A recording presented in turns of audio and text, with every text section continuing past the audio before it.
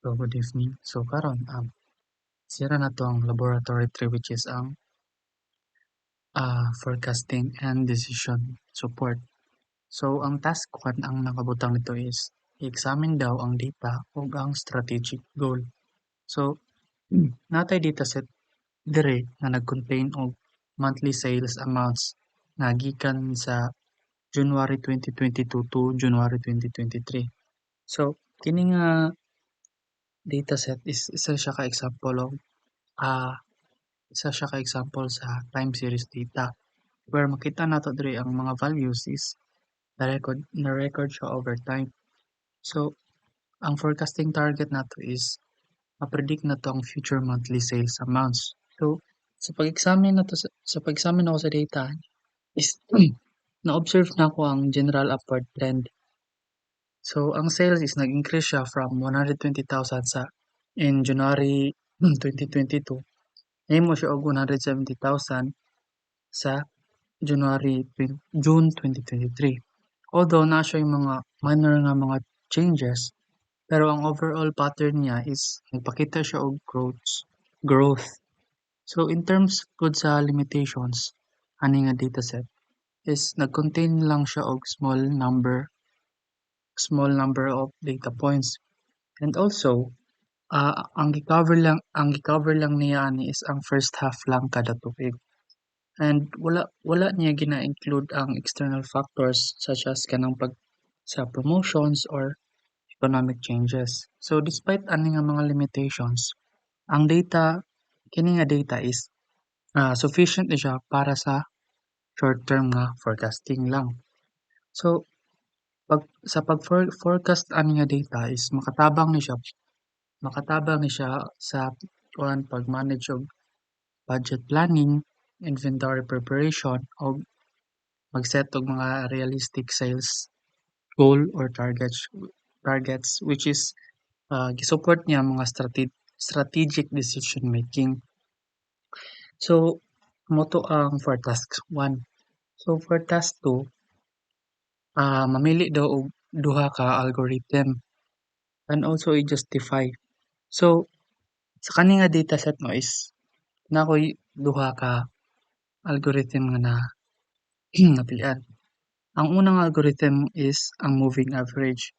So kini nga method is gina-calculate niya ang average niya sa iyang past values kay para ma-predict niya ang future sales. So kini nga algorithm is simple lang siya ug dali lang siya gamiton pero nalang siya downside. Dili siya mo-perform og tarong kung dili clear ang trend.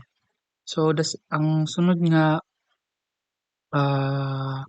algorithm is ang linear regression. So kini nga method is ginamod isa siya ka relationship siya between time ug sales. So sa pamaagi nga mag-fit siya og kanang isa ka straight line which is kanang nga straight line is nagrepresent na siya sa trend.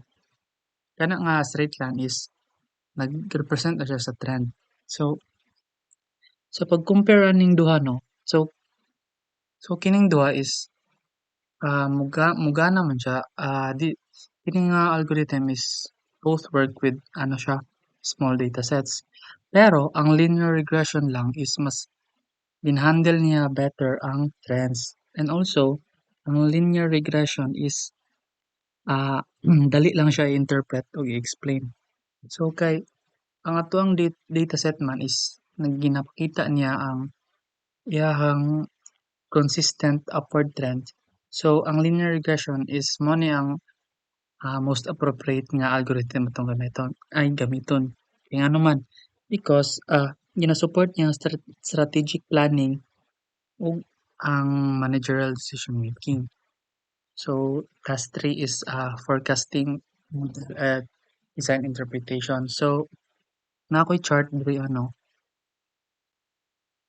dara kita na to. So by using historical sales trend, na-forecast na ko ang sales for the next 6 months from July to December 2023. Wait lang, change na.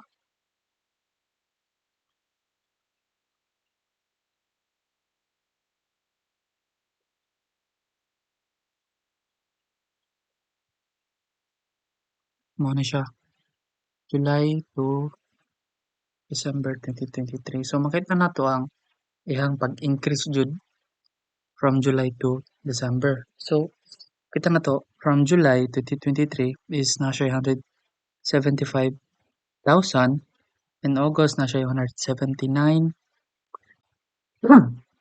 September 183, October 188. So hangtod sa December nakita nato yung upward nga kuan.